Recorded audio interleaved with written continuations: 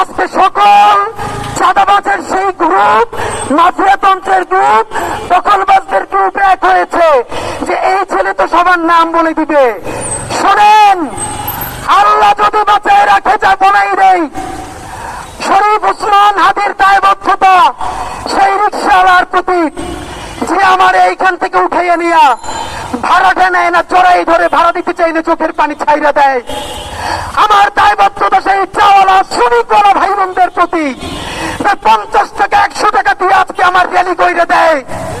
আমার দায়বদ্ধতা বাংলাদেশের সেই সমস্ত লক্ষ কোটি আমার মা খালা যাদের সন্তানদেরকে বলে ওসমান ঢাকা বসে কি করে, তোরা যে ঢাকা ওর সাথে কাজ কর। যারা আমার জন্য জুমাবারে আমার যে মায়েরা রোজা রাখে, আমার যে মা খালারা রোজা রাখে, সন্তানদের আমার কাছে পাঠায়, বাড়ির 2-4 টাকা জমা আমাদের জন্য পাঠায়। ওসমান হাদির সংসদে কথা বলবে আমার সেই মা বোনদের জন্য, আমার খালাম্মাদের জন্য ইনশাআল্লাহ। ওসমান হাদি কথা বলবে রিকশাওয়ালার জন্য, ভ্যানওয়ালার জন্য, মৎস্যজীবীর জন্য।